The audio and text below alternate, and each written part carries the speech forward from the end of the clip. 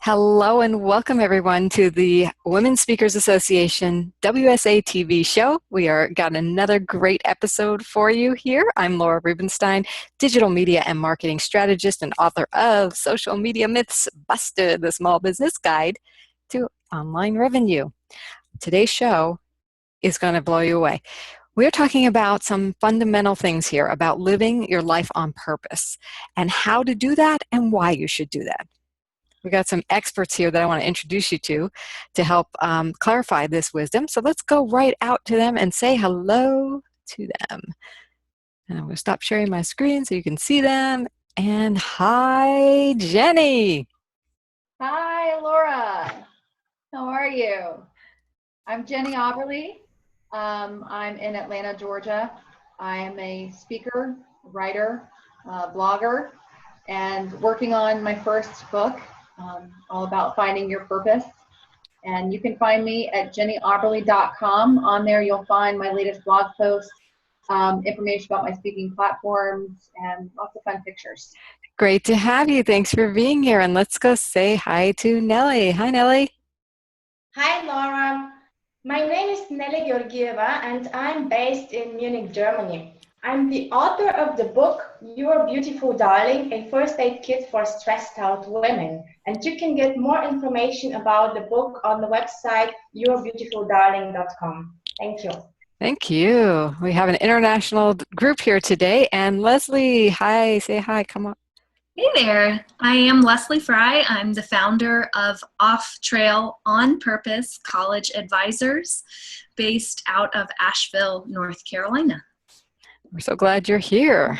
Well, as you can see, everyone, you can visit their websites and they're on the screen here. And now we're going to get into our show's topic, and that is living life on purpose and how to uncover your purpose and why should you do this. And I'd like to go to Jennie to kind of demystify why should we live our life on purpose and how to do that.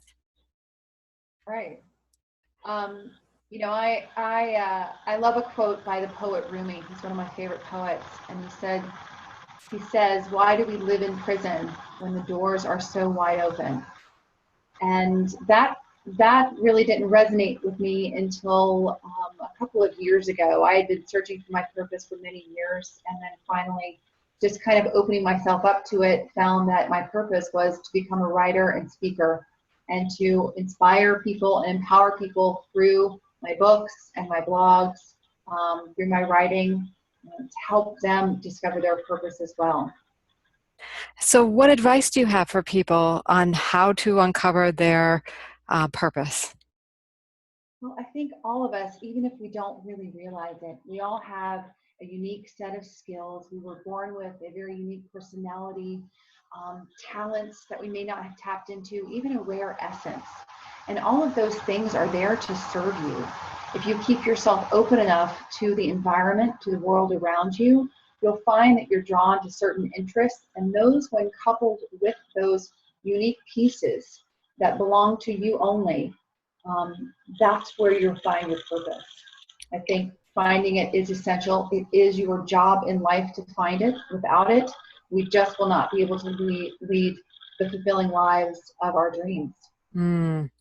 And imagine a world filled with people who are fulfilling their dreams, or feeling at least fulfilled and happy. So Neli, I'd like to go to you to your expertise on what advice do you have for people on how they can uncover their purpose and why they should do that? Well, Jennie mentioned this quite nicely. So what I would like to add to this, that each person has the right to be happy. You deserve to be happy, to feel good, and to love yourself. And you should do the things that make you happy and not care about what other people say. And of course, before you start finding your purpose, first, you need to make sure that you are in touch with your true self, that you are not stressed out, that you are in peace. And only then you can open yourself up and search for your true purpose. Well, in today's hectic environment, finding that peace is really challenging. And is there a piece of advice you have for people to do that? Well, it's very important that you take time for yourself and self-care. And women often ignore this. Women try to juggle between jobs and family and kids and everything else, but they don't look after themselves. And if you don't do that, who else will? So we are the most important persons we should put in our top of our to-do list. That's what I'm getting from that. And then you can find peace, then you can find your purpose. Because if you don't have your peace, it's really hard. And I'm guessing, Leslie, you have a piece of advice to add to this because of the demographic you work with and the work you do with them. So please share. So many of the patterns that Neli and Jennie are helping adults kind of uncover are actually patterns that we begin creating when we're in middle school and high school and carry into college. These expectations of perfection, that we have to prove our worthiness through our achievements, and it sets the stage to just continue very stress-driven lives into our adult years where we're not serving ourselves, we're serving some agenda that oftentimes is imagined and sometimes is real, coming from this paradigm of the adult world. So a piece of advice that I help my clients work through, and granted they're 15, 16 years old, so figuring out how to develop a developmentally appropriate forum to help them think through big, grandiose ideas of purpose. But to contextualize why they're going to college in the first place and have that college experience fit into a bigger purpose, and helping them think about their goals and interests and not just serving this imagined agenda of the adult paradigm. Wow. You mean like not having to live up to my parents' expectations versus really getting to know what might be appropriate? Or somebody like me who didn't feel like I was having to live up to my parents' agenda, but this feeling that I felt like I wanted people to see me as special, so I just needed to keep achieving until people thought I was special, because I didn't believe that I was special in the first place. So if we can help our younger folks come to that realization sooner, then maybe the stress patterns that we've seen play out, we can just avoid those and get onto the business of really contributing to the world. And then we're all out of a job and we're all playing in our purpose. So you all have some incredible wisdom, and there's a reason for that. There's the experiences in your life and the studies you've done and the work you've done with people. So I want to get to know, what is that work you have done? Who do you work with and what do you do for them, Jennie? I work with all sorts of groups, women's groups, sales groups. I do a lot of corporate work. It's really anybody. Purpose is for all of us. Typically speaking, though, more women are drawn to this topic than men. And it's typically people that are in their 30s, 40s, 50s who feel like they just have reached whatever point in their life they've reached. They've hit some milestones, and yet they still have not yet really felt that thing that lights them up inside. So I work with everybody, anyone who's still on the hunt for what matters. And tell me, how did you get to this work, to do this? Well, it came through my own self-discovery. I had always been somebody from a very young age. I probably could have used Leslie's help back when I was in high school and college. I was always sort of on this spiritual, personal journey for growth and understanding. And the dots just never connected for me. I'd been, I went right into the corporate world, was in software sales for many, many years and in marketing. And I had a real sort of rock bottom night. My life was just in turmoil. I felt like it didn't count. And it was a moment, on my knees. And it was just sort of like everything in a flash came to me. Within a few days, I got what I believe was a sign to write the book that I'm currently writing. And I got out there and started speaking about what I had gathered in those 20 years of spiritual journey that now finally all made sense to me. So that's what kind of brought me to it. I had been working on it since I was 15, maybe, just gathering things, but didn't really put it all together until a couple of years ago. Wonderful. Well, thank you for the good work and the experiences now that are going to benefit other people. So I'd like to also hear, Neli, tell us about your experience and how did you come to this work? Thank you, Laura, for asking the question, and also thank you, Leslie and Jennie, for sharing your experiences. Mine is also really similar to yours, actually. I am used to be a very ambitious person. I was a top achiever at university, running after the grades, really trying to be perfect in everything that I'm doing. And then at one point after I finished my MBA, I started doing freelance project work. And there I started working with some environments that were not healthy. So I ended up in projects in which out of 10 people, 5 of these 10 people had some sort of burnout or depression, and they even ended up collapsing on the floor during work because of the pressure they were under. And I started asking myself, is this what I want out of my own life? And the answer was definitely no. So this is how I came about to research the topics for my book. So I work with a stress coach, and I work with a fitness coach who focuses on burnout and managers dealing with burnout. So my audience is stressed out women and business women. And my goal is to really spread the message that self-care is important, and we need to be our #1 top priority. Yeah, and it's the foundation to, like you said earlier, finding that purpose and living that purpose so you don't get stressed out and collapse on the floor. That's quite a story. So when you work with these clients, are you also doing the physical and the emotional? Well, I am on the side of the client as well, because I'm a GMAT instructor. I am still a freelancer, and at the same time, I'm dedicated to spreading the message that it is important to take care of yourself. And I'm not a stress coach. I do workshops based on the content of the book.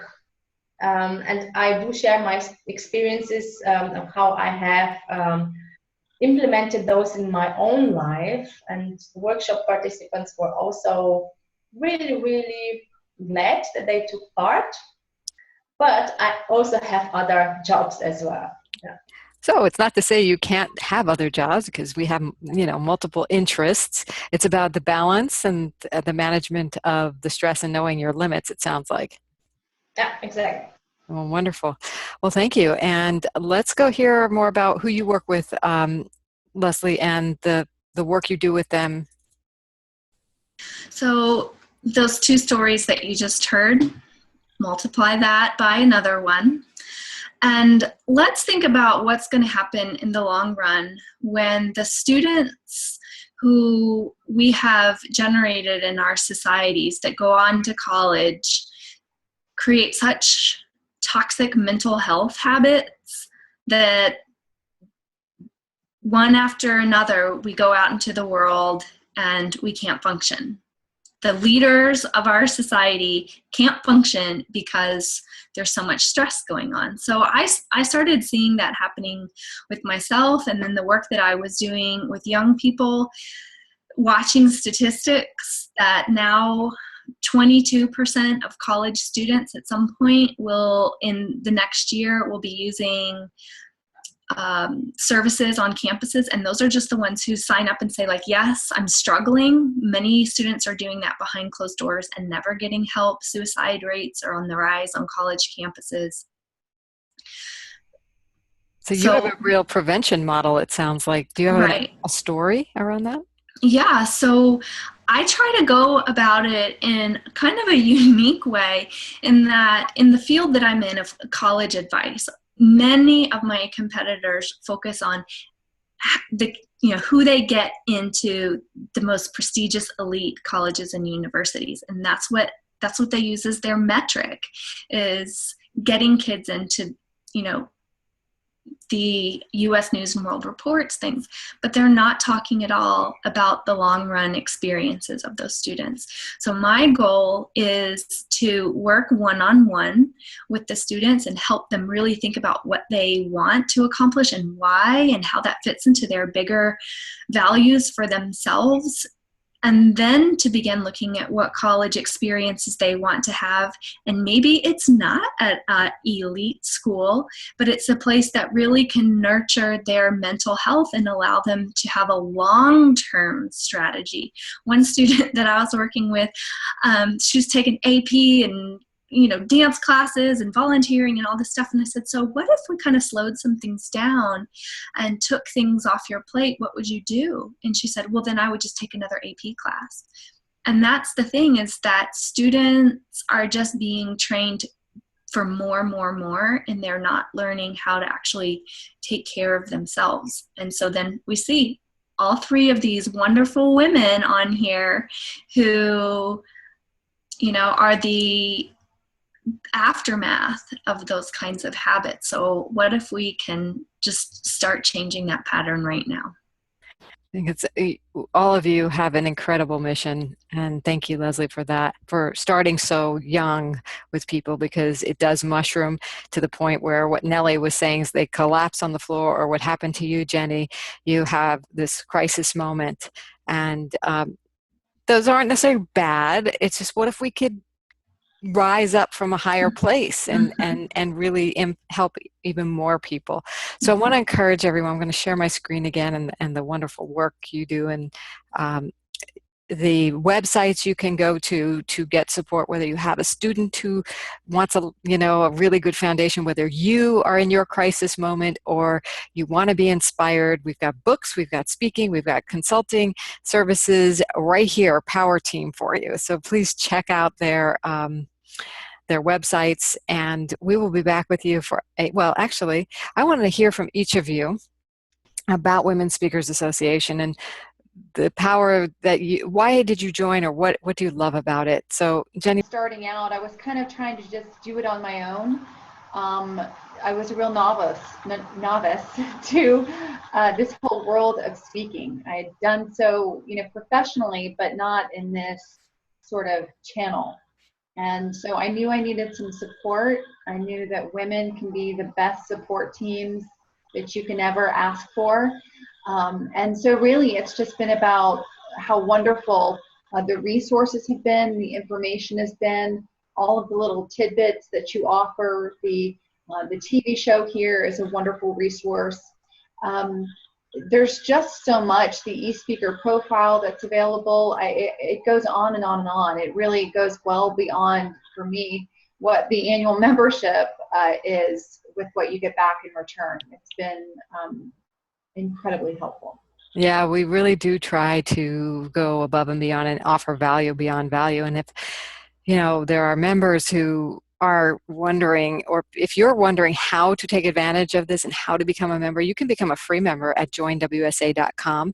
Each of us are premier members, and we're enjoying things like extra visibility and extra support, which, like you said, Jennie, is absolutely a no-brainer kind of a deal. And Neli, you're out in Germany. How did you find out about Women Speakers Association? What compelled you to join?